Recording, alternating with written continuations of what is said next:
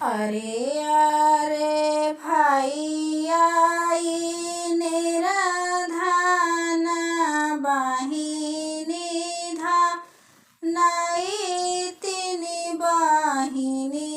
धानाई तिनी हो भैया सात पियरिया लैके आयो याहक मोरा राख्यो याहके मोरा पुरायाऊ हो भैया पाँच पियरिया लैके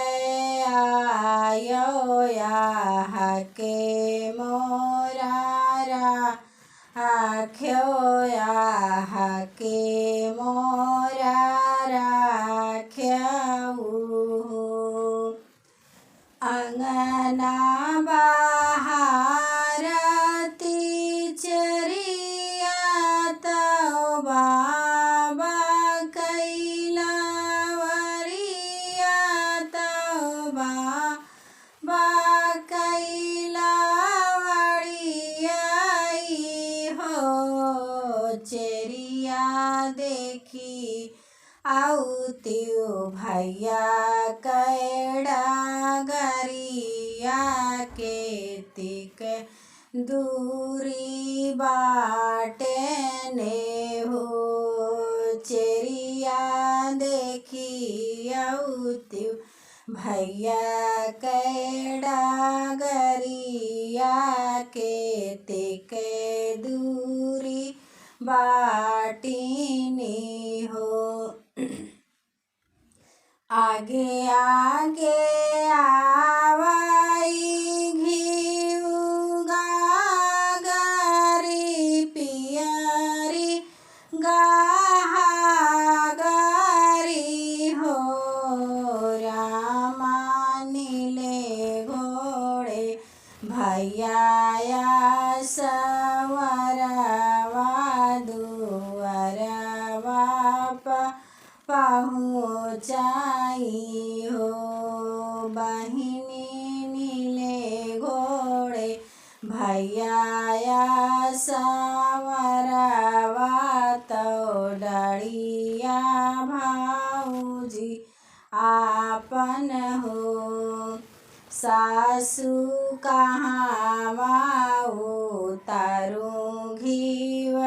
गागरी तो पिहरी गागरी हो सासू कहाँ तारू घीव गागरी तो पियरी गागरी हो कहवाई भेटू बीरन भैया कहवाई भाऊजिनी हो सासू कहवाऊ तारू घीव गागर तो पियरी गागरी हो सासू कावा तारू घीव गागर तो पियरी गागरी हो अरे अरे हमारी नमऊ हरि तू ही न मोरी बहुहारी हो बहुहारी स्वभावा मैं भेटो बीरन भैया तो कहो बर भौजिनी हो बाहू सभावा बैठाओ अपन भैया तो कहो बर भौजिनी हो भैया तो बैठे ताकथ पर भौ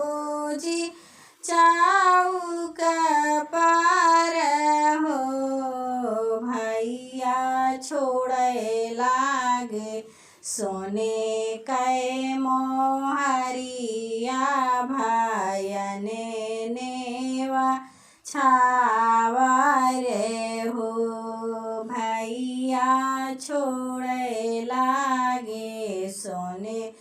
कै मोहरिया भयने नेवा छावर हो बहिनी कहाँ गई तोहरी न सासु तो कहाँ गई ननदिनी हो बहिनी बोलाई लाओ रान पारोसिन पियरिया पहिरई पियरिया पहिरई